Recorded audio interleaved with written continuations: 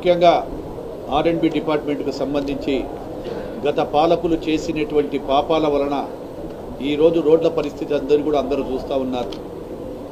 యావత్ భారతదేశమే ఒకటే కాకుండా ఇక్కడికి వచ్చేటువంటి అనేక పరిశ్రమలు కూడా వెనక్కు పోవడము, గత పాలకులు చేసిన పాపాల వలన ఏదైతే ఈ యొక్క R&Bకి సంబంధించిన రహదారులన్నీ కూడా గుంతలమయమై మన మీద జోకులేసే కార్యక్రమాలు కూడా జరిగింది మన రాష్ట్రం మీద.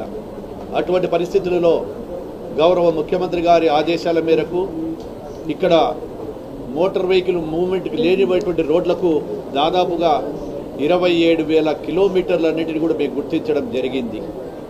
ఆ గుర్తించినటువంటి దానిలో ఇప్పటికే దాదాపుగా 1,180 కోట్ల రూపాయలు వెచ్చించి జీవోలు ఇచ్చి 79% కూడా రాష్ట్రంలో 27,000 కిలోమీటర్లకు గాను దాదాపుగా ఈ రోజుకి 18,000 చిల్లర కిలోమీటర్లు కూడా వేయడం జరిగింది.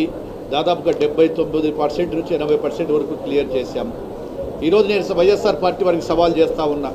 మొన్ననే సాక్షి పత్రికలో రాశారు, ఒక నెల కిందట 47,000 కోట్లు ఖర్చు పెట్టిన ప్రభుత్వం వైఎస్ఆర్ ప్రభుత్వం అని. మరి మీరు 47,000 కోట్ల రూపాయలు ఖర్చు పెడితే ఈరోజు ఈ యొక్క గుంతలు ఉన్నటువంటి రహదారులు ఎక్కడికి పోయినాయి? మీరు ఖర్చు పెట్టినటువంటి కూడా మింగేశారా? ఎటుపోయాయి ఆ నిధులన్నీ కూడా నేను ప్రశ్నిస్తూ ఉన్నాను, ఎక్కడికి పోయాయని. ఈరోజు మా ప్రభుత్వం వచ్చిన తర్వాత గత ప్రభుత్వంలో ఎవరైనా ఒక R&B కాంట్రాక్టర్ అంటే తల ఎత్తుకొని తిరిగేవారు. ఈరోజు తల ఎత్తుకోలేనటువంటి పరిస్థితిలో ఉండి గత ప్రభుత్వం ఇచ్చినటువంటి ఏదైనా చేసిన పనులకు కూడా అప్పు కట్టలేకపోతే నాబార్డు ద్వారా కానీ NDB ద్వారా కానీ ఇవన్నిటి వారి ద్వారా కూడా దాదాపుగా 2,500 కోట్ల రూపాయలు వారు చేసినటువంటి బిల్లులకు మా ప్రభుత్వం వచ్చిన తర్వాత గౌరవ ముఖ్యమంత్రి గారు శ్రీ నారా చంద్రబాబు నాయుడు గారు ఇవ్వడం జరిగింది. ఇది ఒక్కటే కాదు, ఈరోజు రహదారులు బాగుపడాలి.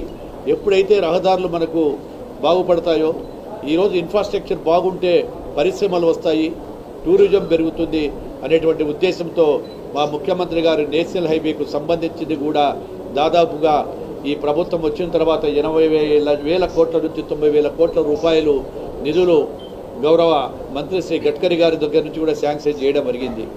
ఈరోజు నేషనల్ హైవేస్ వచ్చాయంటే, ఈరోజు గతంలో ఇన్ని రోడ్లు బాగున్నాయంటే గతంలో శ్రీ నారా చంద్రబాబు నాయుడు గారు చేసినటువంటి కృషి, వారు తీసుకునే నిర్ణయాల వలనే ఇన్ని నేషనల్ హైవేస్ వచ్చి ఈరోజు మనందరికీ కూడా ఏ జిల్లాకు పోయినా నేషనల్ హైవేస్ కూడా గత ప్రభుత్వంలో చేసినటువంటి చెప్పి గొప్పగా చెప్పుకోవడానికి మేము ఈరోజు గర్వంగా ఫీల్ అవుతా ఉన్నాము. ఈరోజు నెల్లూరు జిల్లాలోనే ఈ 4,000 కిలోమీటర్లు దాదాపుగా పార్ట్ హోల్స్ ఉంటే, ఈ గుంతలుంటే 80% భాగం ఇప్పటికే క్లియర్ చేయడం జరిగింది.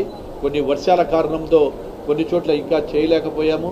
మిగిలిన పనులు అన్నిటిని కూడా ఈ నెలాఖరికి కూడా కంప్లీట్ చేస్తామని చెప్తా ఉన్నాము.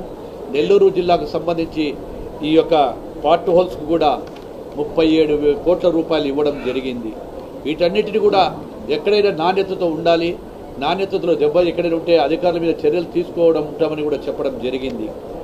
ఈరోజు PPP మోడల్లో ఇంకా రాష్ట్రంలో అభివృద్ధి చెందాలి అనేటువంటి ఉద్దేశంతో ఈరోజు 13,000 కిలోమీటర్లను PPP మోడల్లో మార్చాలని చెప్పి ఈరోజు కూడా ప్రతిపాదనలు కూడా తీసుకొని రావడం జరిగింది.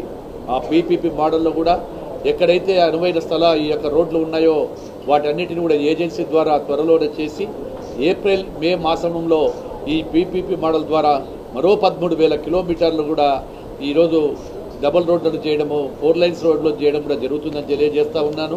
ఏది ఏమైనా శ్రీ నారా చంద్రబాబు నాయుడు గారితోనే అటు అభివృద్ధి ఇటు సంక్షేమం అభివృద్ధి చెందాలంటే ఒక నారా చంద్రబాబు నాయుడు గారితోనే, ఈ కూటమి ప్రభుత్వంతోనే సాధ్యమని చెప్పి కూడా ఈరోజు తెలియజేస్తూ ఉన్నాము. అదేవిధంగా ఇంకా అనేకమైనటువంటి ప్రాజెక్టులు రాబోతూ ఉన్నాయి, నేషనల్ హైవే ప్రాజెక్టులు. వాటన్నిటిని కూడా ఈ యొక్క రాష్ట్రంలో మళ్ళీ R&B డిపార్ట్మెంట్ తల ఎత్తుకునే విధంగా, మళ్ళీ ఎవరైనా పరిశ్రమలు పెట్టాలంటే ఇక్కడికే రావాలనే విధంగా రాష్ట్రాన్ని ముందుకు తీసుకెళ్తామని చెప్పి మీకు అందరికీ కూడా తెలియజేస్తూ ఉన్నాను.